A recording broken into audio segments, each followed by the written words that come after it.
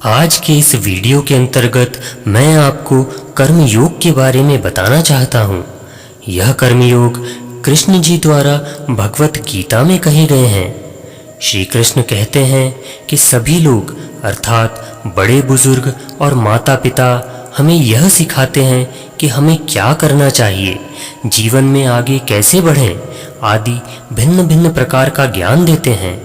परंतु इससे भी ज़रूरी यह है कि हमें यह पता होना चाहिए कि हमें कौन से कार्य नहीं करना चाहिए, जो कि हमें बहुत कम ही लोग बता पाते हैं। तो मैं आज ऐसी ही 3 बातें बताने जा रहा हूँ जिसे हमें नहीं करना चाहिए। पहला, आनंद में कभी वचन मत दो।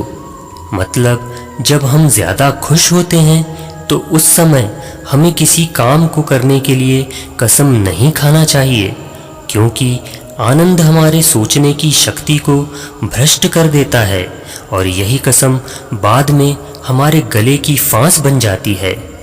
हम अपनी ही कसम में फंस जाते हैं।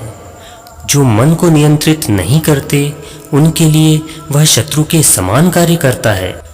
दूसरा, जब भी हमें गुस्सा आए तब हमारे लिए यही अच्छा रहता है कि हम अपने गुस्से का त्याग कर दें।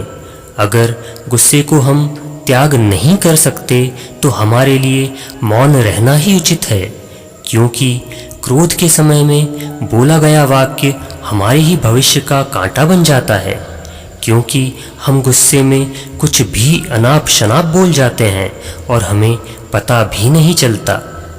जो जन्म लेता है उसकी मृत्यु भी निश्चित है, इसलिए जो होना है उस पर शोक मत करो।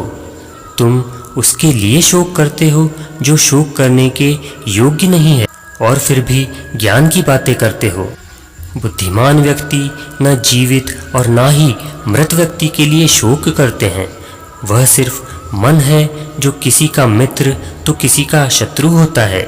जो अपने कार्य में सफलता पाना चाहते हैं वे भगवान की पूजा करें। जब व्यक्ति अपने कार्य में आनंद प्राप्त कर लेता है तब वह कार्य पूर्ण हो जाता है।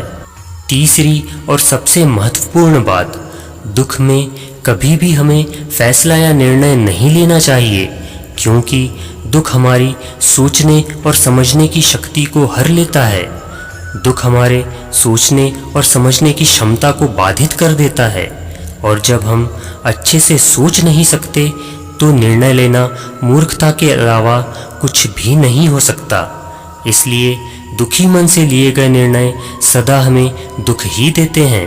एक ज्ञानवान व्यक्ति कभी भी कामुक सुख में आनंद नहीं लेता। जो व्यक्ति संदेह करता है उसे कहीं भी खुशी नहीं मिलती।